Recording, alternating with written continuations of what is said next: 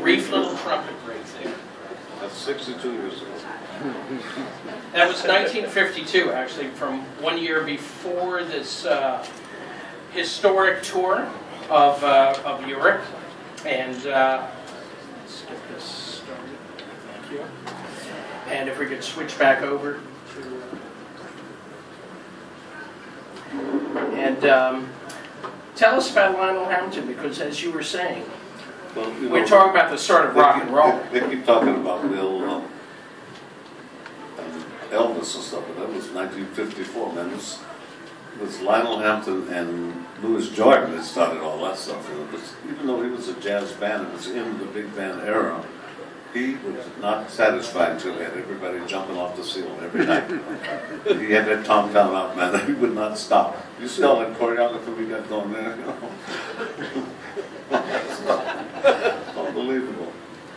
But some great memories, man. Yeah. Great memories. He came here when I was 19, 1953. Woo! Tell us about the band, because Lionel was an incredible talent magnet. And was unbelievable. Clifford Brown was with us, Billy Bailey, Art Farmer, G.D. Grice, Jimmy Clifford, amazing musicians, amazing. But he, even though he had that in the band, he still had that attitude about the rock and roll thing, the audience participation kind of mentality. It was unbelievable. He had us wearing all kind of silly stuff, you know, shorts and Tyrolean hats and all that. Wow. Unbelievable, but I wouldn't trade it for a thing in the world, really. Well, we're talking about 1953, and this is a peek at some of the people who were in the band. This is actually from a Helsinki newspaper. Helsinki? That was one of the stops on the tour. Right. 1953, by the way, we're talking about the very beginning of September through December. It was a 3.5-month tour with over 90 dates that went from all of Scandinavia, all North Africa, into North Africa, Tunisia and Morocco. Yeah, that's right, Morocco, Algeria. Never forget it. We went to the booze fair in Morocco. We were like 18, 19 years old. Woo! That's why I got corrupted. In Canal Street. Tell us about what it was like as far as being a young African-American musician here in the States and then going over to post-war Europe. Well, it was game-changing, you know, because I remember when I was in school, we were in the greatest high schools, I think, in America, Garfield High. I lived right across the street from Garfield. It was so diversified. Every race was there in the 40s, you know, so it was amazingly influence on my youth. And then Jimi Hendrix and Bruce Lee went to the same high school, you know. And Ray Charles, I ran into Ray Charles when I was 14, he was 17. And when we got over here, they kept telling me back home, why don't you study French? I said, man, I never wanted any further than Portland, Oregon, you know, what do you need French for? You know? But we did it. We got over here and got you know, all of these places. And as I said, Ben Webster was the one that told me before I left, Youngblood, step into my office, let me pull your coat. That was jazz slang for, I want to teach you a life lesson. They used to say the same thing. They used to like adopted me when I was 13.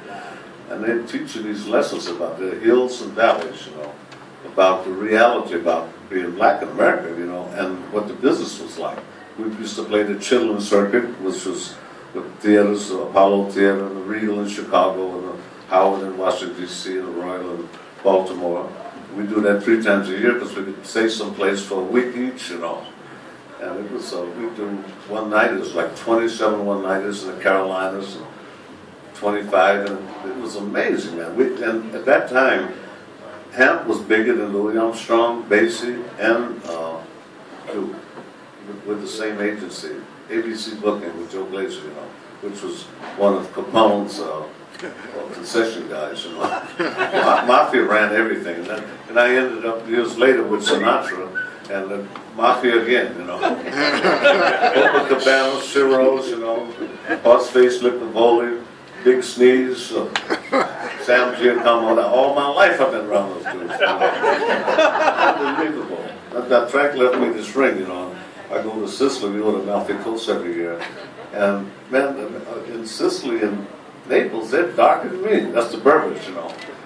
And it's like mafia. You can't get away from it, man. And now you are the godfather. No, but I wouldn't trade it for anything. I really wouldn't, because you learn a lot. And I wanted to be a gangster till I was 11. And Capone ran the Jones boys out of Chicago. My father used to build their houses. He was Jones too. And the Jones boys were the most notorious triple OGs on the planet, man, in Chicago. And they, in 1941, they made $110 million. That's like $1 billion then. And Capone ran them out of Chicago. You know, he didn't believe they were that smart, you know. And they ran to Mexico. Later on, he used them, their home in Mexico to cool off their hitmen. They'd send them down there for 3 months, you know. But that's all I saw, with dead bodies and Tommy guns and stogies and piles of money. That's all we knew. That's, you know, that's all you seen. So. By the way, if a lot of these stories are, of course, in Quincy's autobiography, Q. And if you haven't read it, I absolutely strongly recommend that you go out and get it. It's an amazing tale of life up from the ghettos of Chicago to where Quincy is today. Thank you. And the book is incredible and just has so many great anecdotes in it. But your tales about Chicago and seeing the bodies on the street, it's real. Plus, it was a depression, you know. And I meant to Chicago, don't you ever make a mistake about it. Don't tell me about Harlem or Compton or any of that stuff, man. Chicago, take them out. I have my medals here. I got 7 years old. I went to the wrong street, and they took a switchblade, nailed my hand to a fence, and an ice pick in this right here. They don't play. They really don't. And you don't forget that, you know. I lost my mother when I was 7. She went to Boston University, spoke 12 languages, but she had dementia precox. They put her in a mental home, and my brother might watch her go away in a straitjacket. And that's the way it was. And I said, if I don't have a mother, then I make music my mother. And music never let me down. Absolutely. Never. 1953, there was a lot of firsts going on in the Lionel Hampton group, including stuff like Monk Montgomery, electric bass. The first Fender bass. And without that, they had an article in USA Today in 1999, and they asked, they had, you know, there's these little portraits they paint on the cover. They had a lady, they had Bill Gates, and Steve Case, and myself on it.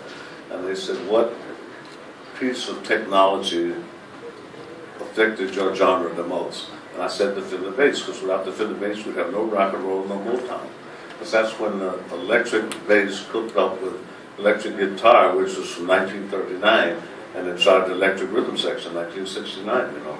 And it made a huge difference in the thing. You had to pay attention to all that stuff, you know. And I always did pay very close attention to all details. And you've seen, I'm 81 now. So you look back that far, you know, you see this kind of stuff going on.